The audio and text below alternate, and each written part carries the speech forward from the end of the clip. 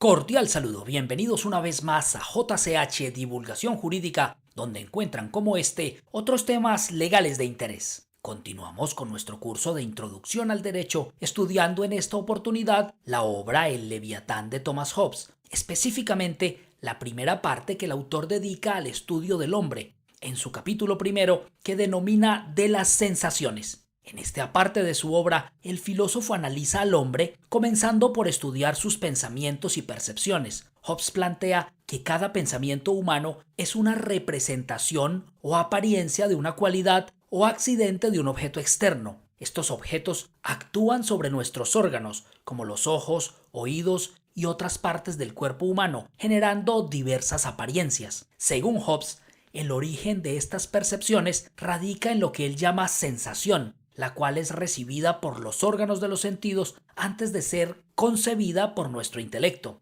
Para él, esta sensación es el elemento primordial del pensamiento humano y todo lo demás deriva de ella. El filósofo explica que la causa de estas sensaciones es la acción de los objetos externos sobre los órganos de nuestros sentidos, como el gusto, el tacto, la vista, el oído y el olfato. Nos dice que esta acción llega hasta el cerebro y el corazón, causando una resistencia, reacción o esfuerzo en estos. De acuerdo con el pensador, todas estas percepciones, como la luz, el sonido, el olor, el sabor, el calor, el frío, entre otras, son lo que los seres humanos perciben mediante sus sentidos. Señala que estas cualidades, llamadas sensibles, no son inherentes al objeto que las causa, sino que son diferentes movimientos en la materia que actúan sobre nuestros órganos. Hobbes también critica las enseñanzas de las escuelas filosóficas, que según él sostenían una doctrina diferente sobre la percepción. Estas escuelas afirmaban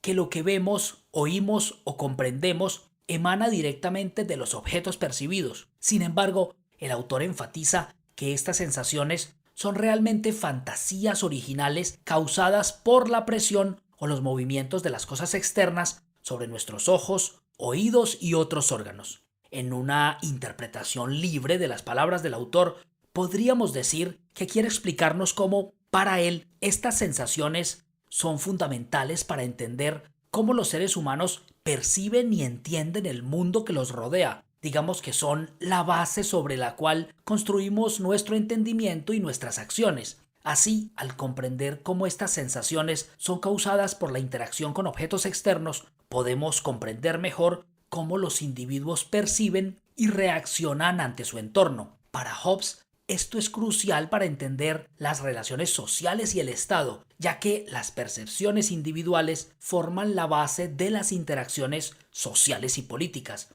Las acciones de los individuos, influenciadas por sus sensaciones y percepciones, moldean la forma en que se organizan en sociedad y cómo surge, por ejemplo, la autoridad política. Por lo tanto, el filósofo consideraba que, al analizar las sensaciones humanas, se establecían, por decirlo así, los cimientos para comprender las bases psicológicas de las relaciones sociales y políticas, un tema que todos lo sabemos es central en la maravillosa obra El Leviatán, que ocupará nuestra atención en los próximos días. Escuchen ustedes lo que nos dice el autor en uno de los apartes del capítulo que venimos estudiando, abro comillas. La causa de la sensación es el cuerpo externo u objeto que actúa sobre el órgano propio de cada sensación, ya sea de modo inmediato, como en el gusto o en el tacto, o mediatamente, como en la vista, el oído y el olfato. Dicha acción, por medio de los nervios y otras fibras y membranas del cuerpo, se adentran por este hasta el cerebro y el corazón, y causa allí una resistencia, reacción o esfuerzo del corazón para libertarse. Esfuerzo que dirigido hacia el exterior parece ser algo externo. Esta apariencia o fantasía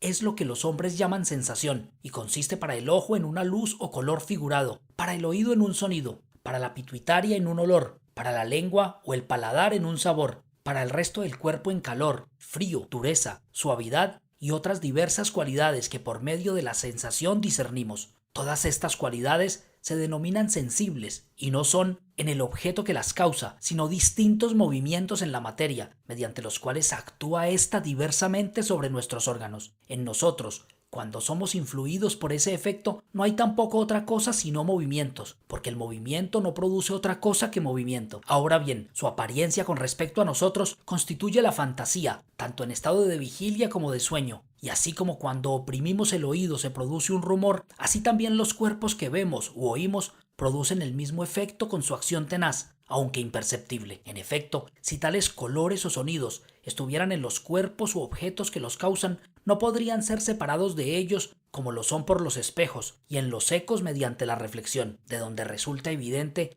que la cosa vista se encuentra en una parte y la apariencia en otra, y aunque a cierta distancia lo real, el objeto visto parece revestido por la fantasía que en nosotros produce, lo cierto es que una cosa es el objeto y otra la imagen o fantasía, así que las sensaciones en todos los casos no son otra cosa que fantasía original, causada, como ya he dicho, por la presión, es decir, por los movimientos de las cosas externas sobre nuestros ojos, oídos y otros órganos. Cierro comillas. Para finalizar nuestro podcast del día de hoy, digamos que Hobbes nos propone adentrarnos en el estudio de cómo nuestras sensaciones y percepciones como representaciones de los objetos externos influyen y dan forma a nuestra realidad. Estas sensaciones no solo constituyen la base de nuestro entendimiento y nuestras acciones, sino que también son la clave para comprender cómo los individuos perciben y reaccionan ante su entorno. En este sentido, las percepciones individuales se convierten en los cimientos sobre los cuales se construyen nuestras complejas interacciones sociales y políticas. Hemos llegado al final del podcast del día de hoy, en el que nos ocupamos del capítulo primero del libro El Leviatán de Thomas Hobbes. Espero que este tema sea de su interés y que ante todo sea de utilidad para todos ustedes. Los invito a darle like si están escuchando este podcast en Facebook o YouTube o a calificarlo si lo están haciendo en Spotify. No olviden compartir esta información para que muchas más personas sigan aprendiendo derecho con nosotros. Muchas gracias.